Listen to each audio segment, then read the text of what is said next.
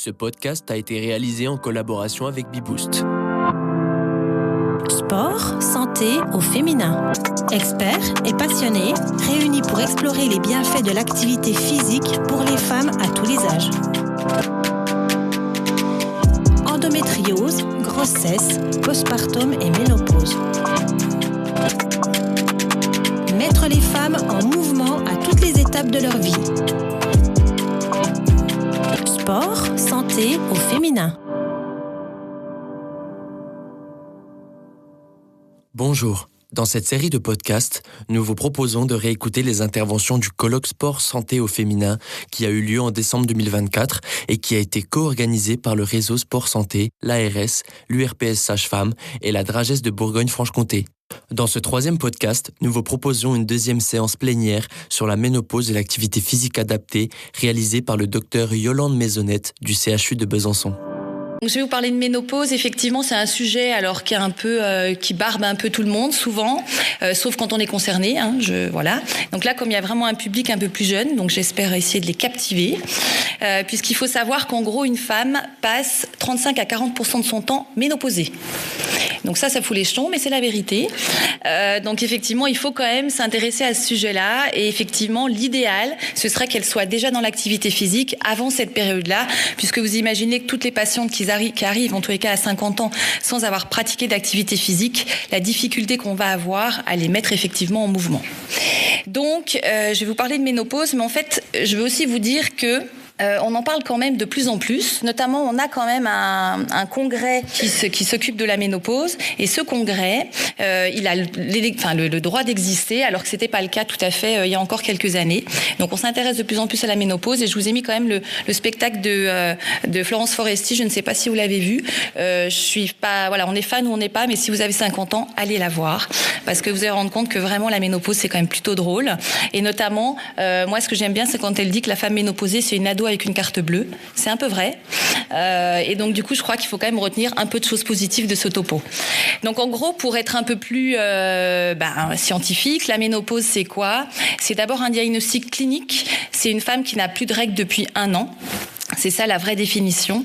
On s'intéresse pas à la prise de sang qui ne nous dira jamais si on est ménopausé ou pas. On est ménopausé sur une période. On n'est pas ménopausé le 1er janvier 2022. On est ménopausé sur une certaine période.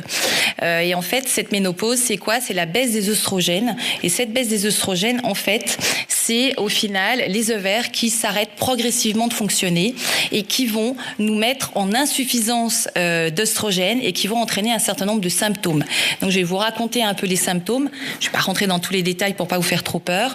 Et en fait, cette baisse d'hormones, elle se fait progressivement.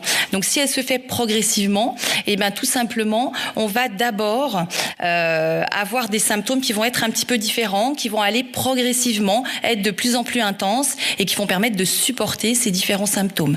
Ça va être des périodes qu'on appelle la périménopause, jusqu'à la période où on est définitivement ménopausé. La ménopause, en gros, alors je voulais faire au départ un questionnaire pour vous intéresser un peu, j'ai pas eu le temps.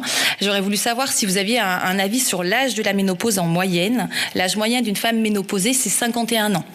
J'ai été très vexée quand j'ai fait un cours aux élèves sages-femmes où j'ai posé la question et ils m'ont dit 40 ans. Oh ! Et là, j'avoue, mais bon, ils ont 20 ans, donc voilà. Mais c'est vrai que c'est un petit peu, voilà. Donc en fait, non, la femme est ménopausée. La moyenne d'âge, c'est 51 ans, en sachant que c'est relativement stable sur les dernières décennies, qu'il faut quand même la considérer naturelle entre 45 et 55 ans. Par contre, si c'est avant 45 ans, on dit que c'est une ménopause anticipée, et après 55, c'est une ménopause tardive. Certaines femmes, effectivement, ont des ménopauses, à 60 ans. Alors, ce qu'on peut dire aussi sur la périménopause, cette périménopause, c'est une période non plus qui n'est pas très facile.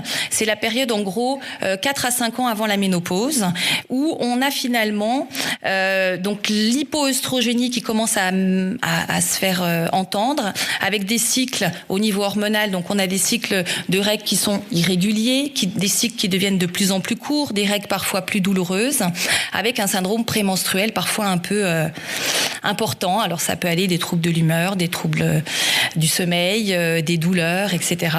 Et il faut savoir, ça c'était vraiment pour ne pas oublier qu'effectivement, une femme à 50 ans, vous allez être surpris, mais le risque de survenue d'une grossesse chez une femme de 50 ans est de l'ordre de 1 à 5 pour 1000 années femmes.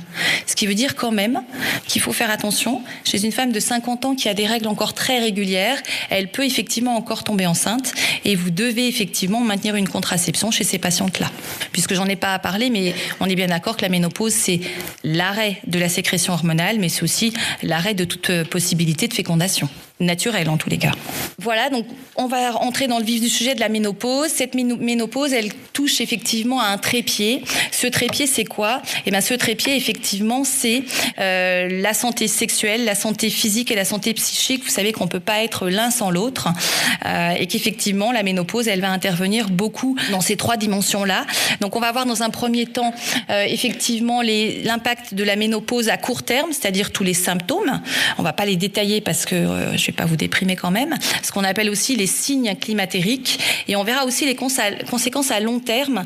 La ménopause, c'est effectivement en moyenne 50 ans, mais c'est aussi l'âge où, alors on a mis de la jeunesse, mais on parle quand même un petit peu de vieillissement à partir de 50 ans.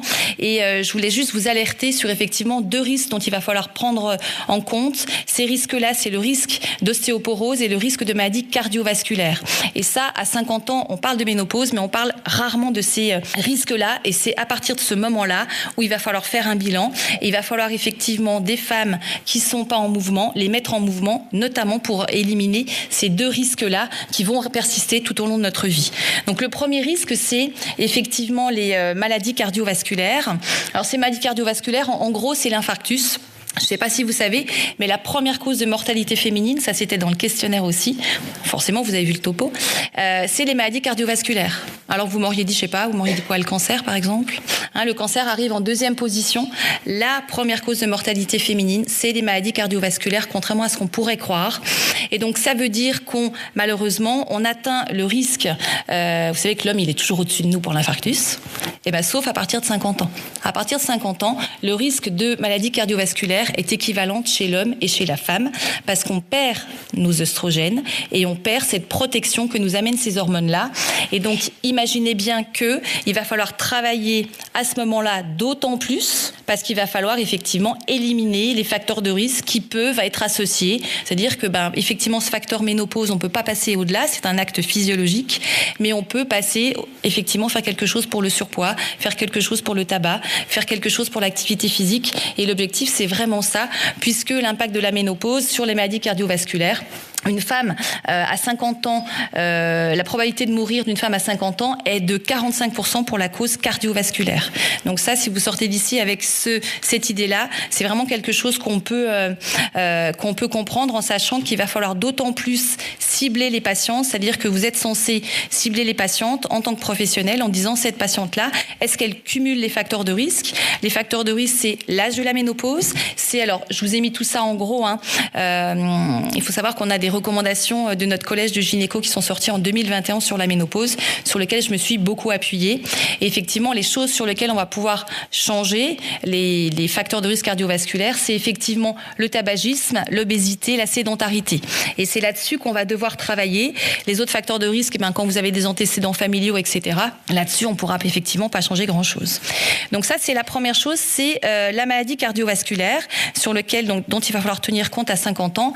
Et l'autre chose dont il va falloir tenir compte, effectivement, c'est aussi l'ostéoporose. L'ostéoporose, c'est une fragilité osseuse qui, effectivement, augmente avec l'âge et notamment augmente très rapidement au moment de la ménopause. Donc, l'ostéoporose va augmenter avec la ménopause et les facteurs de risque. Ces facteurs de risque, il faut savoir qu'un seul facteur de risque associé à la ménopause va vous mettre en surrisque de fracture. Une ostéoporose, c'est un surrisque de fracture, que ce soit les tassements vertébraux, les fractures du poignet, les fractures de hanche. C'est ça, en fait, avoir un surrisque de maladie ostéoporotique. Vous savez qu'une femme à 50 ans, son risque cumulé d'avoir une fracture liée à l'ostéoporose jusqu'à la fin de sa vie est de 40%.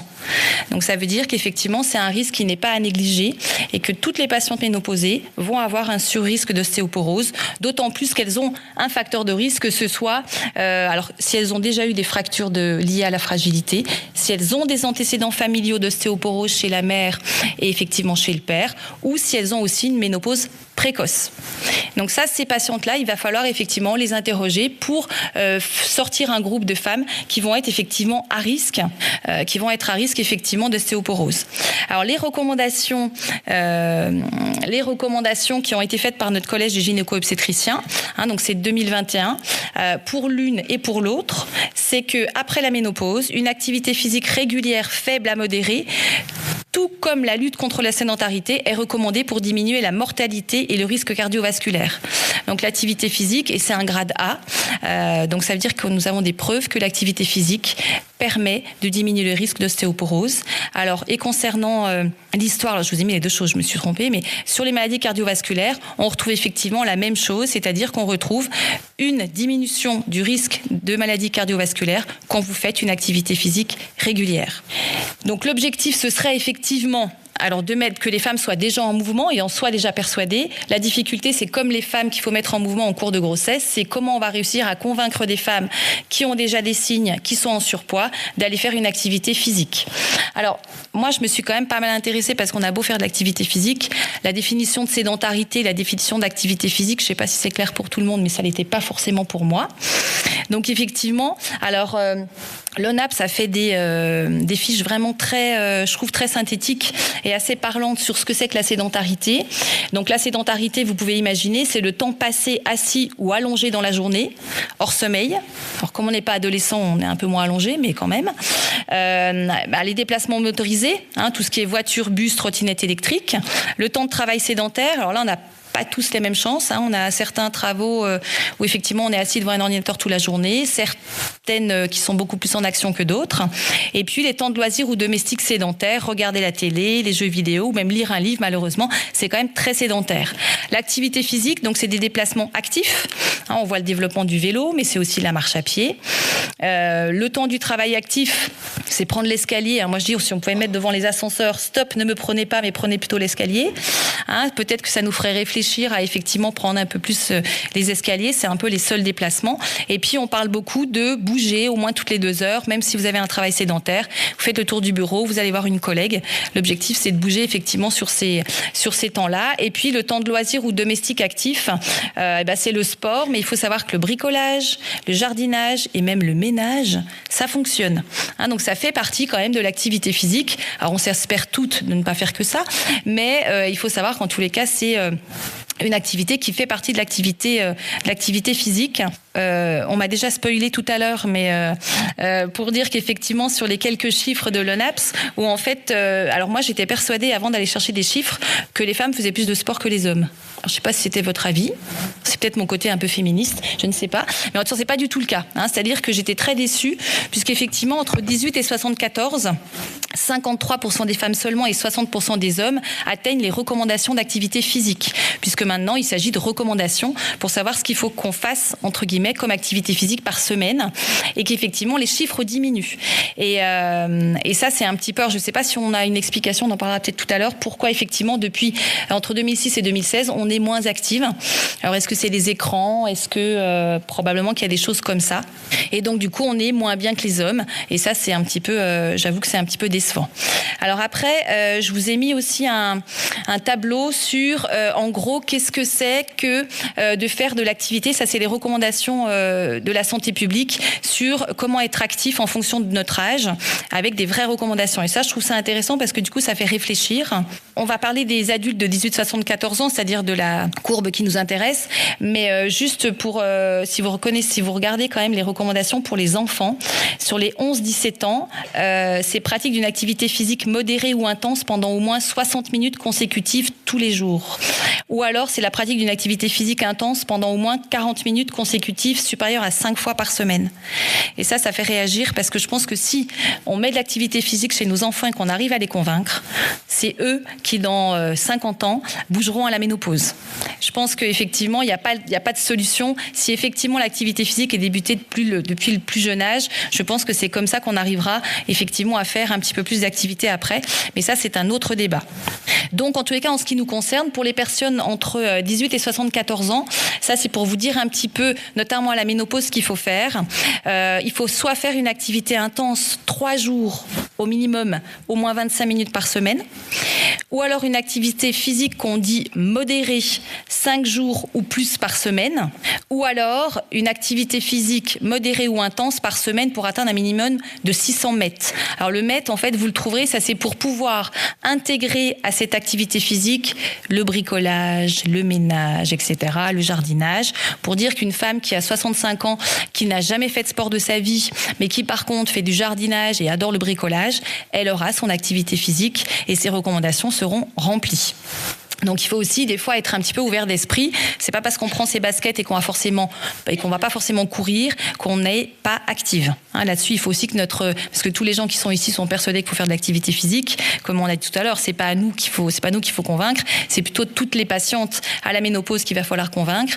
Et effectivement, il faut aussi les rassurer vis-à-vis de leur activité. C'est pas forcément courir.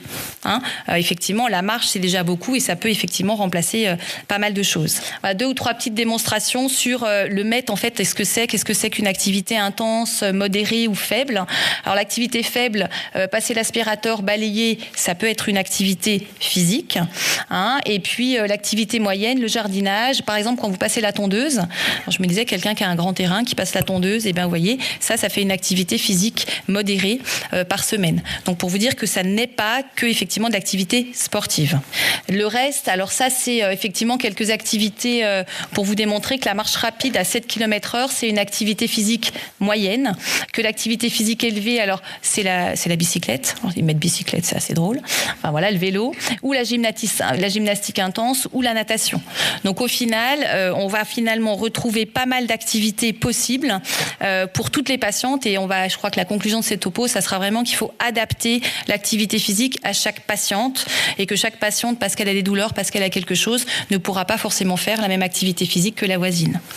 Pour continuer, parce que je ne pouvais pas parler de ménopause sans parler des signes de ménopause, donc on a parlé de l'intérêt de l'activité physique sur ménopause et vieillissement. On va parler maintenant de l'intérêt de l'activité physique sur les signes qui peuvent être s'installer à la ménopause. Alors ces signes, il faut déjà savoir que, alors ils vont être divers et variés. C'est toujours des signes qui sont liés au manque d'œstrogène. Ils sont très inconstants. Vous ne pourrez pas dire par rapport à votre copine que vous allez avoir forcément les mêmes. Il y en a qui vont avoir des signes un peu plus marqués que d'autres.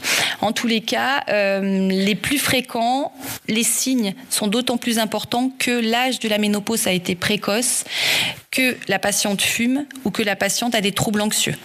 Donc si à la base on a ces symptômes-là, on a déjà ces pathologies-là, malheureusement les symptômes vont être plus importants au niveau de la ménopause. Alors ça c'est l'INSERM qui nous dit, comme quoi on s'intéresse de plus en plus à ce sujet-là.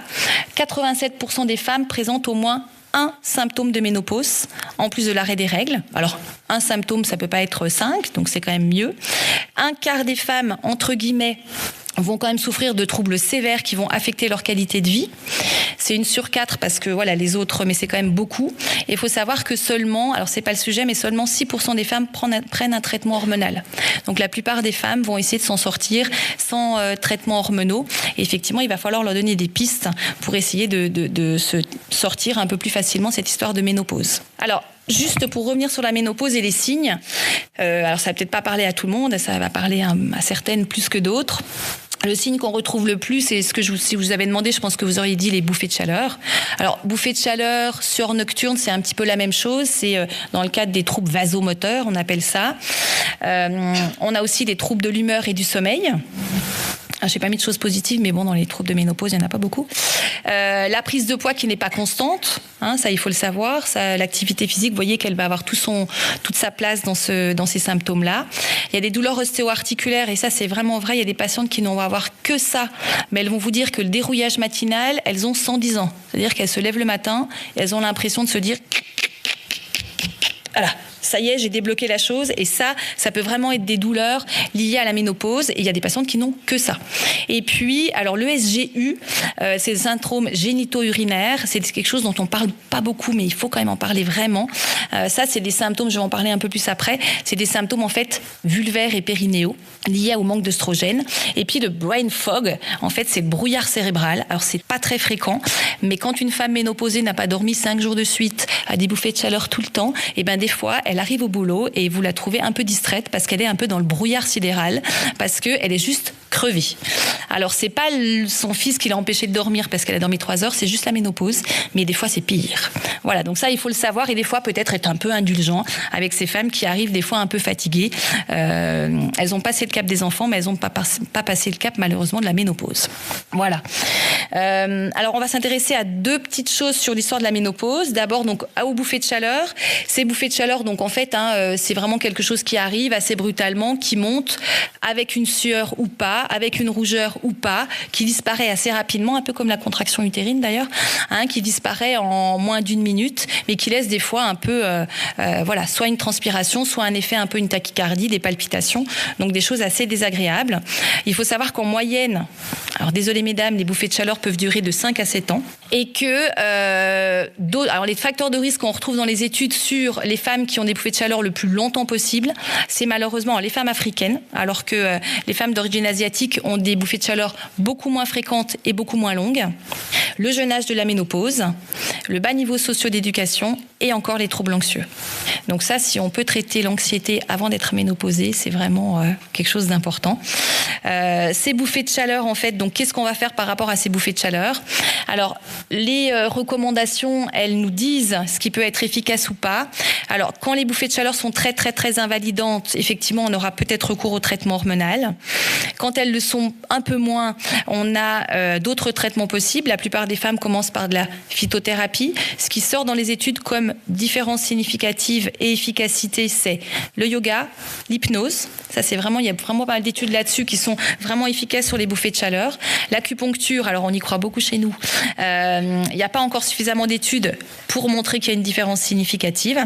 L'activité physique, on a quelques études, mais qui ne sont pas encore effectivement suffisantes pour dire, enfin, pour avoir une différence significative, mais on imagine bien que ça va avoir un effet sur ces bouffées de chaleur. Et chez les femmes qui ne peuvent pas prendre de traitements hormonaux, qui ne supportent plus leurs bouffées de chaleur, il faut savoir que certains antidépresseurs, par leur action par la sérotonine, sont efficaces sur les bouffées de chaleur, notamment des patientes qui ont des grosses galères parce qu'elles ont un traitement pour un cancer du sein, qu'elles sont ménopausées par leur traitement, qu'elles ne peuvent pas prendre de traitement hormonal. Ça peut être des fois effectivement une vraie solution parce que ça va aussi traiter leurs troubles anxieux et ça va aussi traiter leurs bouffées de chaleur. Donc ça, c'est juste pour que vous le sachiez qu'il peut y avoir aussi des solutions, de ce genre de solutions à ce moment-là. L'autre sujet dont je voulais vous parler, c'est effectivement le syndrome génito-urinaire de la ménopause. Alors, c'est pas très glorieux, mais en fait, les patientes, elles en parlent pas beaucoup. Si vous n'allez pas chercher la question, elles vont pas vous en parler. Alors, c'est de 27 à 70% pour vous dire que c'est quand même quelque chose de, en même temps, très fréquent. Ça dépend où est-ce qu'on se place. Ça signifie quoi ? On a un manque d'œstrogène au niveau de la vulve et ça veut dire qu'on va avoir une sécheresse. On va des fois être embêté parce qu'on va être, on va avoir des brûlures, on va avoir des irritations. Ça, c'est le premier symptôme qui apparaît des fois un peu tardivement. Il y a des patientes même qui, en périménopause, ont déjà ce problème de SGU. Au niveau sexuel, alors ça, c'est parfois là où on attend. Si on attend que la sécheresse s'installe, il va y avoir vraiment des douleurs à la pénétration qu'on appelle d'intromission et parfois même des sténoses de l'orifice. Donc ça, il faut en parler parce que quand vous êtes à ce niveau-là, ça va être compliqué. Il va falloir faire des traitements quand même qui vont être malheureusement plus difficiles à traiter. Et puis, on a aussi au niveau urinaire, alors je sais pas pourquoi, quand moi je parle du syndrome génito-urinaire aux patientes, quand je parle de sexualité, de brûlure, sécheresse, puis quand je leur dis par contre aussi au niveau urinaire, vous pouvez alors avoir des envies. Alors, les urgences, c'est quand vous avez envie de faire pipi et puis que vous mettez la clé dans la porte et trop tard, voilà. C'est ça les urgences mictionnelles.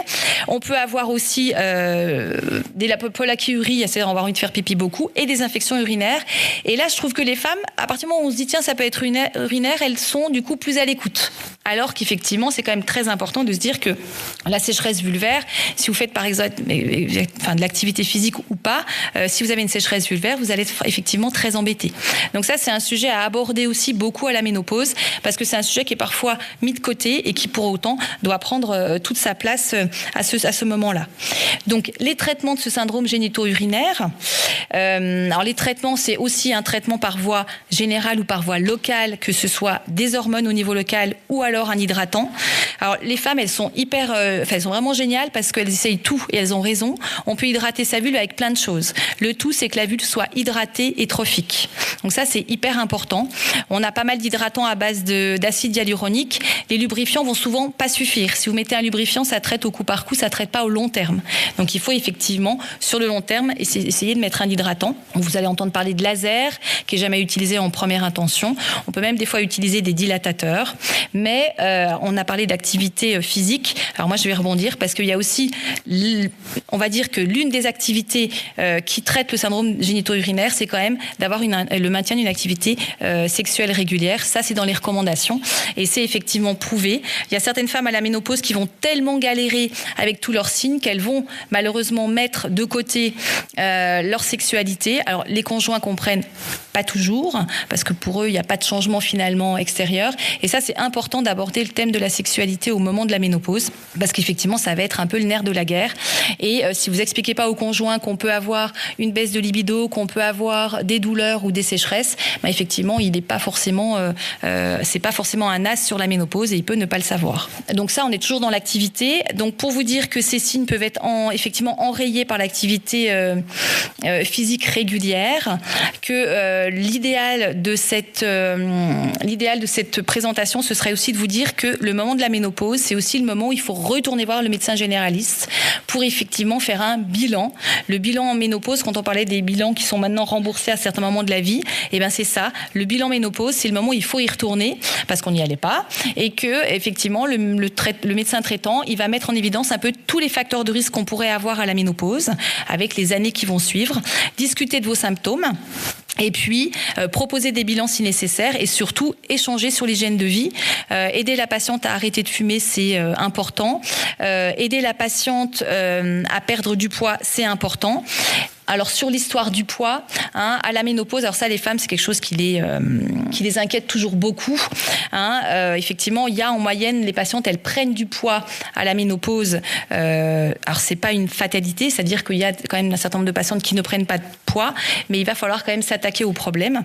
Et ce problème de poids, les recommandations que c'est chez les femmes ménopausées en surpoids, il est conseillé une diminution modérée de l'apport énergétique associé à un apport protéique suffisant. Vous savez qu'il faut quand même des protéines malgré tout pour réduire la masse grasse et surtout tenter de s'opposer à la perte de masse grasse et surtout d'y associer une activité physique.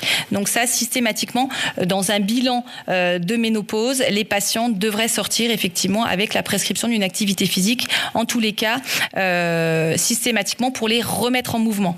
Une patiente qui dort pas, effectivement, qui a des troubles du sommeil, qui a des troubles de l'humeur, elle va pas avoir tendance à vouloir aller marcher.